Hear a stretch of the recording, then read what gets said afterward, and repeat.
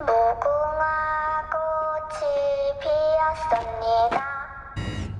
you ever dreamed of joining the 1%? How far are you willing to go? Would you die for it?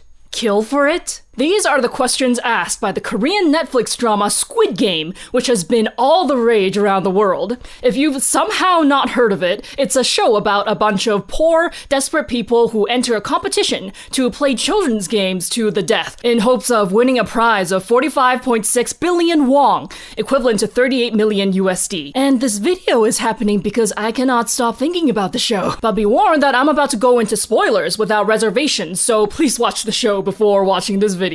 I'm gonna assume that you did. Alright, so my first impression of Squid Game was actually not that great. Like most people, I put it on because everyone on the internet wouldn't shut up about Squid Game this, Squid Game that. And then in episode 1, I absolutely hated the protagonist gi-hun.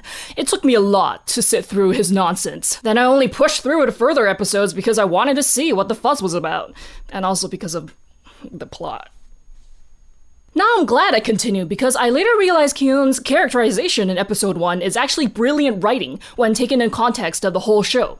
It makes you think it's his own fault for being broke because he's a lazy leech off his mother, but then way later you find out that he has PTSD from a failed strike that he did with his fellow workers. This is why I think knowing the cultural background of where the writer is coming from really helps with the interpretation of his character. Cause gi-hun's backstory is based on a real strike in 2009 that was all over Korean news. In the show, he got laid off by a company called Dragon Motors. In 2009, a company called Sanyong Motors, which means Double Dragon Motors, sold themselves to a Chinese company and manipulated their accounting to fake bankruptcy, and then laid off almost 2,000 workers without warning. These workers went on strike to protest this, occupying a factory that got offered as collateral by the company to get more loans. The workers had 3 demands: no layoffs, job security for all, and no more outsourcing. The company then cut off water and gas to the factory for a month and hired thugs to besiege it. 2,000 to 3,000 riot police also came attacking with tear gas and helicopters.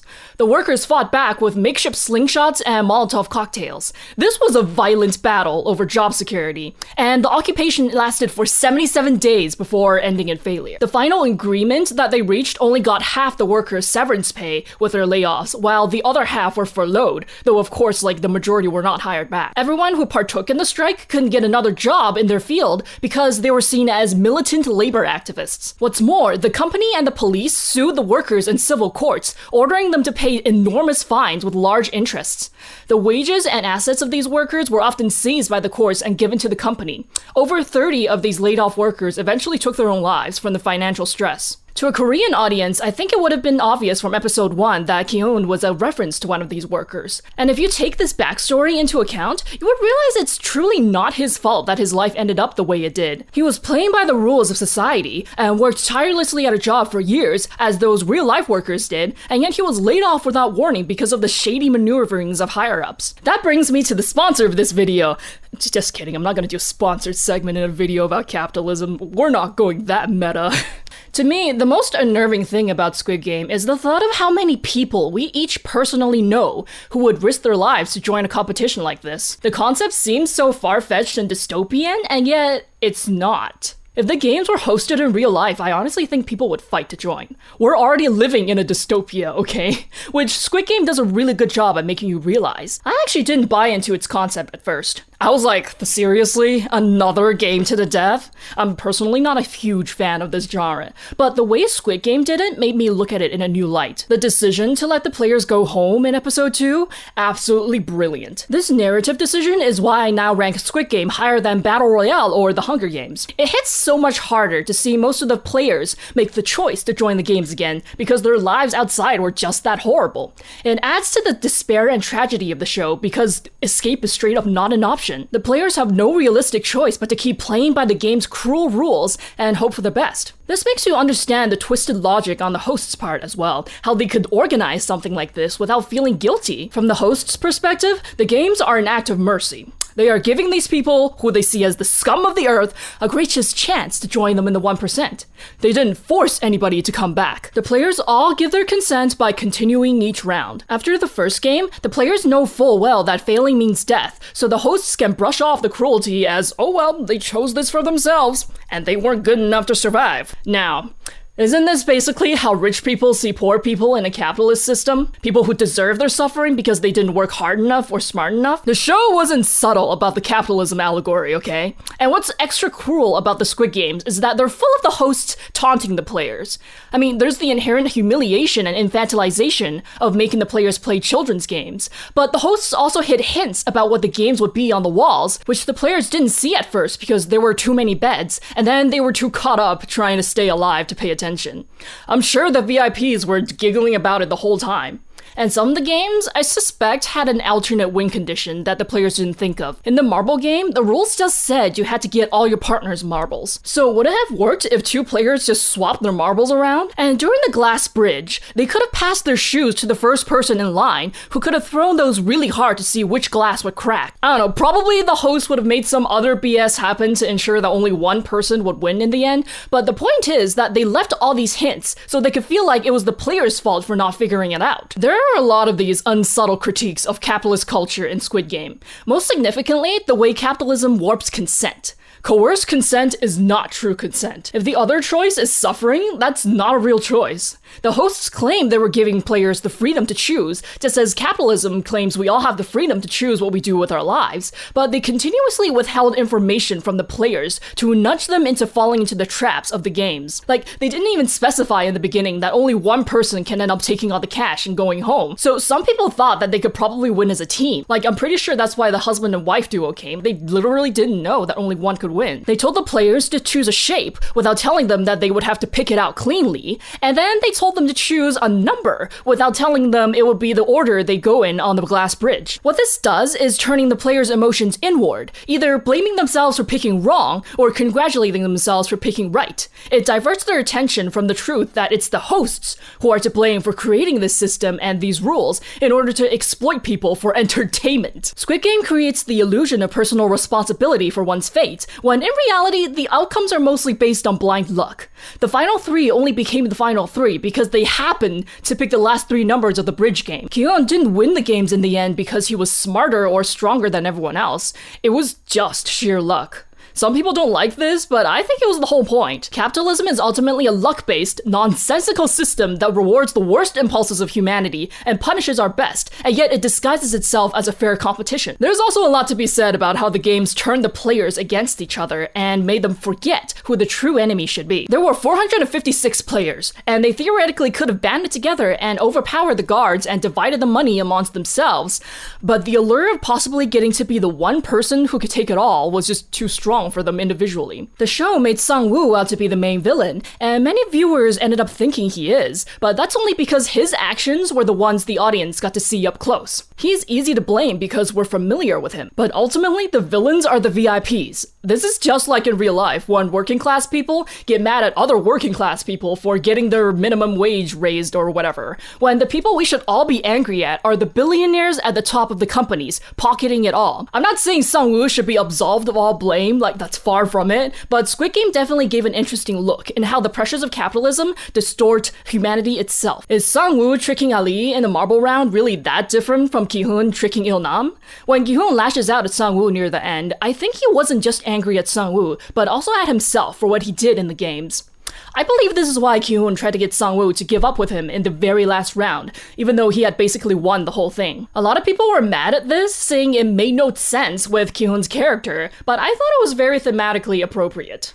In that moment, Gi-hun finally rebelled against the games and what the games wanted him to do. He finally decided that no amount of money is worth sacrificing his childhood friend's life, and he wouldn't partake in the system any longer. The sunken cost fallacy be damned. It's the Squid Game equivalent of Katniss suggesting she and Peeta take the poisonous berries together, rather than killing him to ensure her own victory like the Capitol wanted her to for the drama. Gi-hun and Katniss were done being puppets of the VIPs, and yet this enraged Sang-woo so much that he slit his own throat to force Gi-hun to become the winner. There's a lot to unpack in that. Many people were as frustrated as Sang-woo at what Gi-hun tried to do, but it's not true that them giving up would have meant that all of the death before would have meant nothing. The money would have been spread to the families of all the dead players, and then both Sang-woo and Gi-hun could have walked out alive, theoretically. Well, the hosts probably wouldn't have let that happen, and we the viewers would have raged at it too, but it was a possibility in Gi-hun's mind. This kind of gets meta because the ending we want to see is Gi-hun living happily ever after with his new money, but that would defeat the purpose of the show. Squid Game is not an inspiring tale of victory or rebellion. It's a realistic tragedy that cuts deep into the hopelessness of capitalism. It's why Gi-hun's mother died before he could save her with his winnings. It's supposed to make us uncomfortable and angry. In the final minute of the show, Gi-hun choosing to get involved in the games again in some manner, instead of going to America to visit his daughter, is a very deliberate thematic decision as well. In this moment, Gi-hun refused the option to turn a blind eye to the system and go indulge in some semblance of a happy life, and instead he chose to fight back against the impossible. Remember, he was once a labor striker. He always had this revolutionary fire in him. And plus, he's a gambler. This decision is within his character, and it's both hopeful and yet hopeless. We all know that he stands very little chance against this group of people with so much wealth and power that they've hosted death games since the 80s. Realistically, he wouldn't win. But if no one fights back, how can the system ever be toppled? He may be a fool, but if enough fools stand up with him, they can indeed overthrow whoever they want. So this ending may not be the satisfying, triumphant ending we all like to see, but you can't deny that it's very thought-provoking. Honestly, I've gotten more out of the discussions around Squid Game than the show itself, which is a testament to its ability to convey its themes. I think so many people have connected to this show because its themes have become especially relevant in COVID times, since the pandemic has wreaked havoc on the world economy. In South Korea, there's always been a huge underground loaning culture, where desperate people get loans from shady gangs who charge illegally high interest rates. During COVID, these loans have been the only way that some people have gotten by, especially small business owners, even though it's basically a bottomless trap. Intense capitalist competition has caused South Korea to have one of the highest rates of household debts and suicides among developed nations, so it's no surprise that media like Parasite and Squid Game have come out of it. Even Gangnam Style was actually a parody of a capitalist excess, something lost to basically everyone who danced along without understanding the lyrics. The one aspect I wish Squid Game had taken further was the cop subplot. I think the show would have been made perfect if the cop had successfully sent all his evidence to his superior, and then got left on red. Because the police is in on this already. I mean, if you're gonna do despair, let's take it all the way, come on. And aside from capitalism, Squid Game also critiques imperialism. It's not a coincidence that the VIPs are a bunch of white guys and one Chinese guy. We're not taught much about the Korean War in the West, and I personally don't know the history that well either, so I won't get deep into it. But the important thing to know is that it was the imperialist forces of America, Soviet Russia, and China that tore the Korean peninsula apart during the Cold War. They used the peninsula as a proxy battleground and toppled the Korean people's own self-determination movement to install authoritarian puppet regimes in the north and south, respectively. There was so much horror and destruction and displacements and death, and then they didn't even end the war beyond an armistice, so the peninsula remained split in half by an arbitrary line, and millions of Korean families have been divided ever since. On the surface level, the two Koreas seem like a gigantic social experiment. Choosing communism made North Korea impoverished and oppressed, while choosing capitalism made South Korea hyper-developed and full of glitz and glamour.